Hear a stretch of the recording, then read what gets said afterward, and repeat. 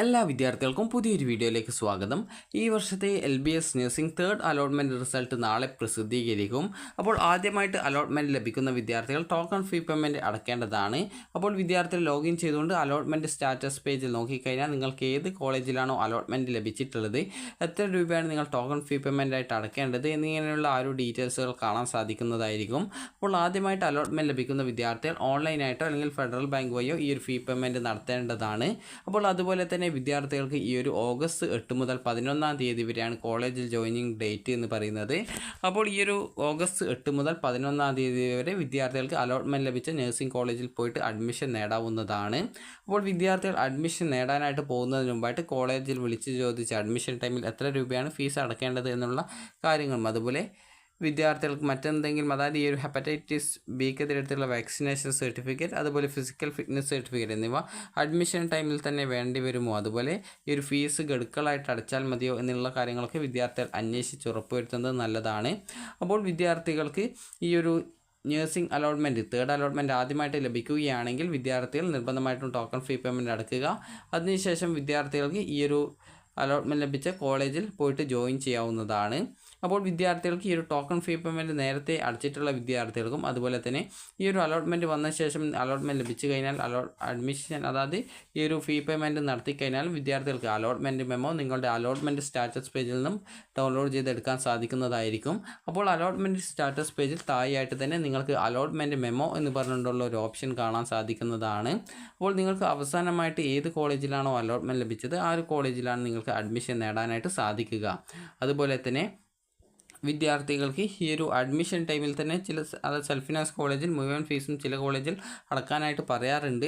അപ്പോൾ അതുകൊണ്ട് തന്നെ വിദ്യാർത്ഥികൾ ആ ഒരു ഫീയുടെ കാര്യം ജസ്റ്റ് ആ ഒരു കോളേജിൽ വിളിച്ച് അന്വേഷിച്ച് ഉറപ്പുവരുത്തേണ്ടതാണ്. അതുപോലെ തന്നെ വിദ്യാർത്ഥികൾക്ക് ഈ ഒരു നഴ്സിംഗ് പല വിദ്യാർത്ഥികളും ചോദിച്ചിട്ടുള്ള പ്രധാനപ്പെട്ട കാര്യമാണ്. നിങ്ങൾക്കിപ്പോൾ തേർഡ് അലോട്ട്മെൻറ്റിന് ശേഷം അലോട്ട്മെൻറ്റ് ലഭിച്ചു, പക്ഷേ നിങ്ങൾ അഡ്മിഷൻ എടുക്കാതിരുന്നാൽ നിങ്ങൾക്ക് പിന്നീട് വരുന്ന സ്പെഷ്യൽ സ്പോട്ട് അലോട്ട്മെൻറ്റുകളിൽ പാർട്ടിസിപ്പേറ്റ് ചെയ്യാൻ സാധിക്കുമോ എന്നുള്ളത്. അപ്പോൾ പാർട്ടിസിപ്പേറ്റ് ചെയ്യാൻ സാധിക്കുന്നതായിരിക്കും.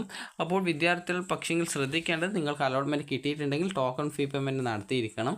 അങ്ങനെ ടോക്കൺ ഫീ പേയ്മെൻറ്റ് നടത്തിയിട്ടുള്ള വിദ്യാർത്ഥികൾക്ക് മാത്രമേ പിന്നീട് വരുന്ന സ്പെഷ്യൽ സ്പോട്ട് അലോട്ട്മെൻറ്റുകളിൽ പങ്കെടുക്കുന്നതിനായിട്ട് സാധിക്കുകയുള്ളൂ.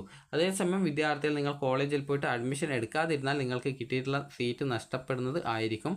അക്കാര്യം വിദ്യാർത്ഥികൾ പ്രത്യേകം ശ്രദ്ധിക്കേണ്ടതാണ്. അതുപോലെ തന്നെ വിദ്യാർത്ഥികൾക്ക് ഈ ഒരു NOC സർട്ടിഫിക്കറ്റ് കോളേജിൽ നിന്നും കിട്ടുമോ എന്നുള്ള കാര്യം നിങ്ങൾ അന്വേഷിക്കേണ്ടതാണ്.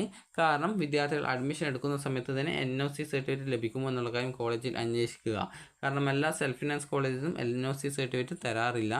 ഈ ഒരു NOC എന്ന് പറഞ്ഞാൽ നോൺ ഒബ്ജക്ഷൻ സർട്ടിഫിക്കറ്റ്, അതായത് നിങ്ങൾക്ക് മറ്റൊരു കോളേജിലേക്ക് അലോട്ട്മെൻറ്റ് വെക്കുന്നതിനും, അതുപോലെ അലോട്ട്മെൻറ്റ് ലഭിച്ചാൽ നിങ്ങളുടെ ഡോക്യുമെൻറ്റ്സ് തിരികെ നിങ്ങൾക്ക് തരുന്നതിനും കോളേജിന് യാതൊരുവിധ എതിർപ്പും ഇല്ല എന്നുള്ളത് അറിയിക്കുന്നതിനായിട്ടുള്ള സർട്ടിഫിക്കറ്റാണ് NOC സർട്ടിഫിക്കറ്റ്. അപ്പോൾ നിങ്ങൾ ഏതെങ്കിലും ഒരു കോളേജിൽ അഡ്മിഷൻ എടുത്തിട്ടുണ്ട് എങ്കിൽ നിങ്ങൾക്ക് ഈ ഒരു പിന്നീട് വരുന്ന അലോട്ട്മെൻറ്റുകളിൽ പാർട്ടിസിപ്പേറ്റ് ചെയ്യണമെങ്കിൽ ഈ ഒരു NOC സർട്ടിഫിക്കറ്റ് ആവശ്യമാണ്. കാരണം നിങ്ങൾ ഈ ഒരു അഡ്മിഷനായിട്ട് നൽകുമ്പോൾ ഈ ഒരു ഡോക്യുമെൻറ്റ്സ് പിന്നീട് നിങ്ങളുടെ ആ ഒരു കോഴ്സ് കംപ്ലീറ്റ് ചെയ്യുമ്പോഴാണ് പിന്നീട് തിരികെ കിട്ടുക. അതുകൊണ്ട് തന്നെ വിദ്യാർത്ഥികൾ അതിൻ്റെ ഒരു 5-6 കോപ്പി നിങ്ങൾക്ക് വേണ്ട ഡോക്യുമെൻറ്റ്സ്, അതായത് SSLC +2 എന്നിവയുടെയൊക്കെ ഒരു 5-6 കോപ്പി നിങ്ങൾ എടുത്ത് എക്സ്ട്രാ നിങ്ങളുടെ കയ്യിൽ സൂക്ഷിച്ച് വെക്കേണ്ടതാണ്. അതുപോലെ തന്നെ വിദ്യാർത്ഥികൾക്ക് ഈ ഒരു ഫീ പേയ്മെൻറ്റിൻ്റെ ആ ഒരു റെസിപ്റ്റ് നിങ്ങൾക്ക് അലോട്ട്മെൻറ്റ് സ്റ്റാറ്റസ് പേജിൽ നിന്നും നിങ്ങൾക്ക് പ്രിൻ്റ് ഔട്ട് എടുക്കാനായിട്ട് സാധിക്കുന്നതാണ്. അപ്പോൾ ആ ഒരു പ്രിൻ്റ് ഔട്ട് എടുത്ത ശേഷം നിങ്ങൾക്ക് ആ ഒരു റെസിപ്റ്റിൻ്റെ പ്രിൻ്റ് ഔട്ടും അഡ്മിഷൻ ടൈമിൽ നൽകേണ്ടതായിട്ട് വരുന്നതാണ്.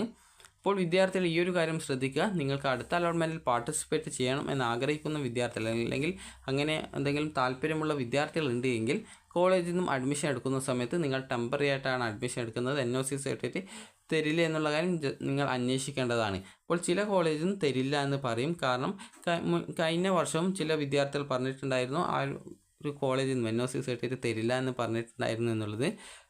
അപ്പോൾ അതുകൊണ്ട് തന്നെ വിദ്യാർത്ഥികൾ മറ്റ് കോഴ്സുകൾ ആഗ്രഹിക്കുന്നുണ്ട് എങ്കിൽ നിങ്ങൾ ഒന്നുകിൽ അഡ്മിഷൻ എടുത്ത് NOC സർട്ടിഫിക്കറ്റ് വാങ്ങിക്കുക, അല്ലെങ്കിൽ നിങ്ങളുടെ ഇഷ്ടത്തിന് ചെയ്യുക. അപ്പോൾ അഡ്മിഷൻ എടുക്കാതിരുന്നാൽ നിങ്ങളുടെ സീറ്റ് നഷ്ടപ്പെടും. അപ്പോൾ അതുകൊണ്ട് തന്നെ നിങ്ങൾ എന്താണ് നിങ്ങളുടെ തീരുമാനം ആ ഒരു കാര്യം പോലെ ചെയ്യുക. അപ്പോൾ ഈ ഒരു 11 തീയതി വൈകുന്നേരം വരെയാണ് വിദ്യാർത്ഥികൾക്ക് അഡ്മിഷൻ, വൈകുന്നേരം 3 മണി വരെയാണ് വിദ്യാർത്ഥികൾക്ക് അഡ്മിഷൻ നേടുന്നതിനായിട്ട് സാധിക്കുകയുള്ളൂ. അപ്പോൾ വിദ്യാർത്ഥികൾ കോളേജിൽ പോകുമ്പോൾ എടുക്കേണ്ട ഡോക്യുമെൻറ്റ്സ് ഇനി ഏതൊക്കെയാണ് എന്നുള്ള കാര്യം കൂടി നമുക്ക് നോക്കാം. അപ്പോൾ ഈ ഒരു വിദ്യാർത്ഥികൾക്ക് അലോട്ട്മെൻറ്റ് കിട്ടിക്കഴിഞ്ഞാൽ നിങ്ങൾക്ക് അഡ്മിഷനായിട്ട് പോകുമ്പോൾ നിങ്ങൾ എടുക്കേണ്ട ഡോക്യുമെൻറ്റ്സ് കറക്റ്റായിട്ട് പ്രോസ്പെക്ടസിൽ നൽകിയിട്ടുണ്ട്. അപ്പോൾ വിദ്യാർത്ഥികൾക്ക് ഈ ഒരു പ്രോസ്പെക്ടസ് കറക്റ്റായിട്ട് നോക്കിക്കഴിഞ്ഞാൽ തന്നെ നിങ്ങൾക്ക് ഏതൊക്കെ ഡോക്യുമെൻറ്റ്സ് ആണ് അഡ്മിഷൻ ടൈമിൽ വേണ്ടത് എന്നുള്ളതിനെ കുറിച്ചുള്ള ഡീറ്റെയിൽസുകൾ കറക്റ്റായിട്ട് ഇതിൽ നൽകിയിട്ടുണ്ട്. അപ്പോൾ വിദ്യാർത്ഥികൾ ആദ്യം പ്രോസ്പെക്ടസ് എടുക്കുക. പ്രോസ്പെക്ടസിൽ പോസ്റ്റ് അലോട്ട്മെൻറ്റ് ആക്ടിവിറ്റീസ് എന്ന് പറഞ്ഞുകൊണ്ട് നൽകിയിട്ടുണ്ട്. അപ്പോൾ ആ ഒരു പേജിൽ നിങ്ങൾക്ക് കാണാം ഏതൊക്കെ ഡോക്യുമെൻറ്റ്സ് ആണ് നിങ്ങൾ അഡ്മിഷൻ ടൈമിൽ ഹാജരാക്കേണ്ടത് എന്നുള്ളതിനെക്കുറിച്ചുള്ള വിശദവിവരങ്ങൾ ആ ഒരു പോസ്റ്റ് അലോട്ട്മെൻറ്റ് ആക്ടിവിറ്റീസ് എന്ന് പറഞ്ഞുകൊണ്ട് ഈ ഒരു പേജിൽ നൽകിയിട്ടുണ്ട്.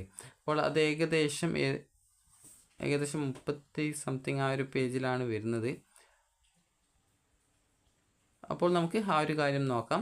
അപ്പോൾ വിദ്യാർത്ഥികൾ ഈ ഒരു അഡ്മിഷനായിട്ട് പോകുമ്പോൾ എടുക്കേണ്ട ഡോക്യുമെൻറ്റ്സ് എന്ന് പറയുന്നത് ഒന്നാമത്തേത് അലോട്ട്മെൻറ്റ് മെമ്മോയാണ്.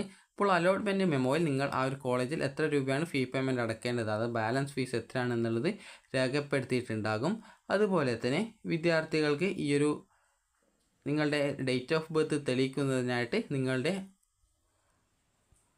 ആ ഒരു SSLC സർട്ടിഫിക്കറ്റ് വിദ്യാർത്ഥികൾ അഡ്മിഷൻ ടൈമിൽ കൊണ്ടുപോകണം. അപ്പോൾ ഏകദേശം 35ാമത്തെ പേജിലാണ് പ്രോസ്പെക്ടസിൽ പോസ്റ്റ് അലോട്ട്മെൻറ്റ് ആക്ടിവിറ്റീസ് എന്ന് പറഞ്ഞുകൊണ്ട് നൽകിയിട്ടുള്ളത്. അപ്പോൾ വിദ്യാർത്ഥികൾക്ക് ആദ്യം വേണ്ടത് നിങ്ങളുടെ അപേക്ഷയുടെ ഒരു പ്രിൻ്റ് ഔട്ടാണ്. നിങ്ങൾ അപേക്ഷിച്ചപ്പോൾ എടുത്തിട്ടുള്ള അതിൻ്റെ പ്രിൻ്റ് ഔട്ട്. പിന്നീട് നിങ്ങളുടെ അലോട്ട്മെൻറ്റ് മെമ്മോയുടെ റെസിപ്റ്റാണ് വേണ്ടത്. അതുപോലെ അതായത് അലോട്ട്മെൻറ്റ് മെമ്മോ റെസിപ്റ്റ് അല്ല, അലോട്ട്മെൻറ്റ് മെമ്മോയാണ് വേണ്ടത്. അത് അലോട്ട്മെൻറ്റ് സ്റ്റാറ്റസ് പേജിൽ നിന്നും നിങ്ങൾക്ക് ഡൗൺലോഡ് ചെയ്ത് അത് പ്രിൻ്റ് ഔട്ട് എടുക്കാനായിട്ട് സാധിക്കുന്നതാണ്. അതുപോലെ തന്നെ ഇവിടെ കാണാം നിങ്ങൾ ടോക്കൺ ഫീ പേയ്മെൻറ്റ് ചെയ്തതിൻ്റെ റെസിപ്റ്റാണ്. അതുപോലെ നിങ്ങൾക്ക് ഈ ഒരു ഡേറ്റ് ഓഫ് ബർത്ത് തെളിയിക്കുന്നതിനായിട്ട് നിങ്ങളുടെ SSLC സർട്ടിഫിക്കറ്റാണ് ആവശ്യമുള്ളത്. അപ്പോൾ SSLC സർട്ടിഫിക്കറ്റിൽ അത് കറക്റ്റ് അല്ലെങ്കിൽ ഡേറ്റ് ഓഫ് ബർത്ത് തെളിയിക്കുന്നതിനായിട്ട് ജനന സർട്ടിഫിക്കറ്റ് ആവശ്യമായിട്ട് വരും. അതേസമയം SSLC സർട്ടിഫിക്കറ്റിൽ അതിൻ്റെ ആ ഒരു ഡീറ്റെയിൽസ് ഉണ്ടെങ്കിൽ അത് മതിയാകും. അതുപോലെ തന്നെ നിങ്ങളുടെ അടുത്തത് TC ആണ് വേണ്ടത്. അതുപോലെ അടുത്തത് സ്വഭാവ സർട്ടിഫിക്കറ്റ്. ഇതിന് 6 മാസ കാലാവധിയാണുള്ളത്. അപ്പോൾ നിങ്ങളുടെ ആ ഒരു കാലാവധി കഴിഞ്ഞിട്ടുള്ളതാണ് എങ്കിൽ നിങ്ങൾ അടുത്തുള്ള ഹൈസ്കൂളിൽ പോയി കഴിഞ്ഞാൽ നിങ്ങൾക്ക് ആ ഒരു പഴയ സ്വഭാവ സർട്ടിഫിക്കറ്റ് എടുത്ത് പോയി കഴിഞ്ഞാൽ നിങ്ങൾക്ക് പുതിയൊരു സ്വഭാവ സർട്ടിഫിക്കറ്റ് അന്ന് തന്നെ തരുന്നതാണ്. ഇനി അടുത്തതായിട്ട് നിങ്ങളുടെ +2 സർട്ടിഫിക്കറ്റ് അല്ലെങ്കിൽ ഇക്വലൻറ്റ് സർട്ടിഫിക്കറ്റ് ആണ്. അതുപോലെ തന്നെ ഈ ഒരു കേരളത്തിലെ ആ ഒരു SSL അതായത് കേരളത്തിലെ +2 അല്ലെങ്കിൽ വൊക്കേഷണൽ ഹയർ സെക്കൻഡറി, അതുപോലെ CBSE, ICSE, ISC അല്ലെങ്കിൽ മറ്റേതെങ്കിലും ഡിഗ്രി ഏതെങ്കിലും യൂണിവേഴ്സിറ്റിയിൽ നിന്ന് എന്നിവ ഒഴികെയുള്ള വിദ്യാർത്ഥികൾ ഈ ഒരു ഏതെങ്കിലും യൂണിവേഴ്സിറ്റിയിൽ നിന്നുള്ള, അതായത് കേരളത്തിലെ ഏതെങ്കിലും യൂണിവേഴ്സിറ്റിയിൽ നിന്നുള്ള എലിജിബിലിറ്റി സർട്ടിഫിക്കറ്റ് ഹാജരാക്കേണ്ടതായിട്ട് വരും. അത് നിങ്ങൾ യൂണിവേഴ്സിറ്റി പോയി കഴിഞ്ഞാൽ ആ ഒരു എലിജിബിലിറ്റി സർട്ടിഫിക്കറ്റിനായിട്ടുള്ള ഫീസ് അടച്ചു കഴിഞ്ഞാൽ നിങ്ങൾക്ക് ആ ഒരു സർട്ടിഫിക്കറ്റ് തരുന്നതാണ്. അത് എല്ലാ വിദ്യാർത്ഥികളും കൊടുക്കേണ്ടതില്ല. ഈ ഒരു ഇക്വലൻസി സർട്ടിഫിക്കറ്റുള്ള വിദ്യാർത്ഥികൾ മാത്രമേ ആ ഒരു ഡോക്യുമെൻറ്റ്സ് വാങ്ങിക്കേണ്ടതുള്ളൂ. അതുപോലെ തന്നെ നിങ്ങൾക്ക് അടുത്തത് കാണാം മൈഗ്രേഷൻ സർട്ടിഫിക്കറ്റ്. അത് കേരളത്തിന് പുറത്തുള്ള ബോർഡുകളിൽ +2 പഠിച്ചിട്ടുള്ള വിദ്യാർത്ഥികൾക്കാണ് ആ ഒരു മൈഗ്രേഷൻ സർട്ടിഫിക്കറ്റ് ആവശ്യമായിട്ടുള്ളത്. അടുത്തത് ഫിസിക്കൽ ഫിറ്റ്നസ് സർട്ടിഫിക്കറ്റ് ആണ്. അതിൽ നിങ്ങളുടെ അതായത് ഏതെങ്കിലും MBBS ഗവൺമെൻറ് ഡോക്ടറുടെ അടുത്ത് പോയി കഴിഞ്ഞാൽ നിങ്ങൾക്ക് ആ ഒരു ഫിസിക്കൽ ഫിറ്റ്നസ് സർട്ടിഫിക്കറ്റ് കിട്ടുന്നതാണ്. അപ്പോൾ അത് ഡൗൺലോഡ് ചെയ്യുന്നതിനുള്ള ലിങ്ക് ഈ ഒരു വീഡിയോയുടെ ഡിസ്ക്രിപ്ഷനിൽ നൽകിയിട്ടുണ്ട്. അപ്പോൾ അതിൽ നിന്ന് ഫിസിക്കൽ ഫിറ്റ്നസ് സർട്ടിഫിക്കറ്റിൻ്റെ ആ ഒരു മാതൃക ഡൗൺലോഡ് ചെയ്ത് പ്രിൻ്റ് ഔട്ട് എടുക്കാവുന്നതാണ്. അടുത്തത് ഹെപ്പറ്റൈറ്റിസ് ബിക്കെതിരെ എടുത്തിട്ടുള്ള വാക്സിനേഷൻ സർട്ടിഫിക്കറ്റ് ആണ്. അപ്പോൾ ഈ ഒരു ഹെപ്പറ്റൈറ്റിസ് ബിക്കെതിരെ എടുത്തിട്ടുള്ള വാക്സിനേഷൻ സർട്ടിഫിക്കറ്റ് അഡ്മിഷൻ സമയത്ത് എല്ലാ കോളേജിലും നിർബന്ധമായിട്ട് ചോദിക്കാറില്ല. പക്ഷേ ഈ കോളേജിൽ അതിൻ്റെ ആ ഒരു സർട്ടിഫിക്കറ്റ് നൽകേണ്ടതായിട്ട് വരും. അപ്പോൾ അതുകൊണ്ട് തന്നെ വിദ്യാർത്ഥികൾ അത് കോളേജിൻ്റെ നിർദ്ദേശപ്രകാരം അതുപോലെ ഡോക്ടർമാരുടെ നിർദ്ദേശപ്രകാരം എടുക്കാനായിട്ട് ശ്രദ്ധിക്കുക. അപ്പോൾ ചിലപ്പോൾ അത് അഡ്മിഷൻ ടൈമിൽ നൽകേണ്ടതായിട്ട് വരില്ല, പിന്നീട് നൽകിയാൽ മതിയാകും. അതുപോലെ നിങ്ങൾക്ക് ഫീസ് ആനുകൂല്യം അതുപോലെ സാമ്പത്തിക സംവരണ ആനുകൂല്യമുള്ള വിദ്യാർത്ഥികളാണ് ഇൻകം സർട്ടിഫിക്കറ്റ്. അതുപോലെ മറ്റെന്തെങ്കിലും നിങ്ങൾക്ക് റിസർവേഷൻ അതായത് കമ്മ്യൂണിറ്റി സർട്ടിഫിക്കറ്റ്, അതായത് SC/ST വിദ്യാർത്ഥികൾ കമ്മ്യൂണിറ്റി സർട്ടിഫിക്കറ്റ് കൊണ്ടുപോകണം. അതുപോലെ മറ്റ് OBC അതുപോലെ SC/BC വിഭാഗത്തിൽ ഉൾപ്പെടുത്തുന്ന വിദ്യാർത്ഥികൾ നോൺ ക്രിമിനൽ സർട്ടിഫിക്കറ്റ് ആണ് കൊണ്ടുപോകേണ്ടത്. അതുപോലെ മറ്റെന്തെങ്കിലും ഡോക്യുമെൻറ്റ്സുകൾ നിങ്ങളോട് അഡ്മിഷൻ ടൈമിൽ അതായത് നിങ്ങൾക്ക് ലഭിച്ചിട്ടുണ്ടെങ്കിൽ, അതായത് എന്തെങ്കിലും കോളേജിൽ നിന്നും കൊണ്ടുവരണമെന്ന് പറയുന്ന ഏതെങ്കിലും ഡോക്യുമെൻറ്റ്സ് ഉണ്ടെങ്കിൽ അതുകൂടി വിദ്യാർത്ഥികൾ കൊണ്ടുപോകേണ്ടതായിട്ടുണ്ട്. അപ്പോൾ അതുപോലെ തന്നെ വിദ്യാർത്ഥികൾ പ്രത്യേകം ശ്രദ്ധിക്കേണ്ടത് നിങ്ങളുടെ ഒരു ഫോട്ടോ കൂടി നിങ്ങൾ കയ്യിൽ കരുതുക. അതുപോലെ നിങ്ങൾക്ക് ആവശ്യമായിട്ടുള്ള ഇതിൽ ഏതെങ്കിലും ആവശ്യമായിട്ടുള്ള ഡോക്യുമെൻറ്റ്സിൻ്റെ പകർപ്പ് വേണമെങ്കിൽ ഇപ്പോൾ എടുത്തു വെക്കുക. കാരണം ഏകദേശം പിന്നീട് നിങ്ങൾക്ക് കോഴ്സ് കംപ്ലീറ്റ് ചെയ്യുന്ന സമയത്തായിരിക്കും പിന്നീട് തിരിച്ച് തരിക. അപ്പോൾ അതുകൊണ്ട് തന്നെ വിദ്യാർത്ഥികൾ ആവശ്യമായിട്ടുള്ള ഡോക്യുമെൻറ്റ്സിൻ്റെയൊക്കെ പ്രിൻ്റ് ഔട്ട് എടുത്തു വെക്കേണ്ടതാണ്. അതുപോലെ തന്നെ വിദ്യാർത്ഥികൾക്ക് എക്സ്ട്രാ വരുന്ന ചിലവുകളുണ്ട്. അപ്പോൾ അത് നിങ്ങൾക്ക് ജസ്റ്റ് അതായത് PTA ഫണ്ട് പോലുള്ളവയുണ്ട്. അപ്പോൾ ഏകദേശം ആ ഒരു PTA ഫണ്ട് അതുപോലെ മറ്റ് ലൈബ്രറി ഫീസ് ഈ ഒരു രീതിയിൽ ഏകദേശം നിങ്ങൾക്ക് ഒരു 3000-4000 രൂപ വരാറുണ്ട്, എക്സ്ട്രാ ആയിട്ട് വരുന്നതാണ്. അപ്പോൾ ഇതുപോലെ നിങ്ങളുടെ ആ ഒരു യൂണിഫോമിൻ്റെ ചിലവ്, അതുപോലെ ബുക്ക്, അതുപോലെ തന്നെ ഹോസ്റ്റൽ ഫീസ്, ഈ ഒരു രീതിയിൽ ടോട്ടൽ ഏകദേശം നിങ്ങൾക്ക് ഒരു കുറച്ച് പൈസ വരാറുണ്ട്. അപ്പോൾ അതുകൊണ്ട് തന്നെ വിദ്യാർത്ഥികൾ കോളേജിൽ ജസ്റ്റ് ഒന്ന് വിളിച്ച് അന്വേഷിക്കുക എന്തൊക്കെ ഫീസുകളാണ് ഈ ഒരു അഡ്മിഷൻ ടൈമിൽ അടയ്ക്കേണ്ടത് എന്നുള്ളത് കറക്റ്റായിട്ട് നിങ്ങൾ കോളേജിൽ വിളിച്ച് അന്വേഷിക്കുക. അപ്പോൾ അന്വേഷിച്ച് കഴിഞ്ഞാൽ നിങ്ങൾക്ക് ആ ഒരു കാര്യങ്ങൾ മനസ്സിലാക്കാൻ സാധിക്കുന്നതാണ്. ഇനി വിദ്യാർത്ഥികൾ ചോദിച്ചിട്ടുള്ള പ്രധാനപ്പെട്ട കാര്യമാണ് ഈ ഒരു സ്റ്റാമ്പ് പേപ്പറിൻ്റെ ഒരു കാര്യം ചോദിച്ചിരുന്നു.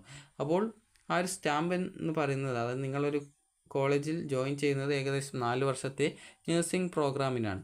അപ്പോൾ നഴ്സിംഗ് പ്രോഗ്രാമിന് നിങ്ങൾ ആ ഒരു ഇൻസ്റ്റിറ്റ്യൂട്ടിൽ ജോയിൻ ചെയ്യുന്ന സമയത്ത് നിങ്ങൾ ഈ ഒരു 4 വർഷം ആ ഒരു കോഴ്സ് കംപ്ലീറ്റ് ചെയ്യുമെന്ന് നിങ്ങൾ കോളേജിൽ നൽകുന്ന ഉറപ്പാണ് ആ ഒരു എഗ്രിമെൻ്റ് എന്ന് പറയുന്നത്. അത് നിങ്ങൾ കോളേജുമായിട്ട് എഗ്രിമെൻ്റ് ചെയ്യണം. അതായത് നിങ്ങൾ പകുതിക്ക് വെച്ച് നിർത്തി പോവില്ല എന്നുള്ളതാണ് ആ ഒരു നിങ്ങൾ നൽകുന്ന എഗ്രിമെൻ്റ്.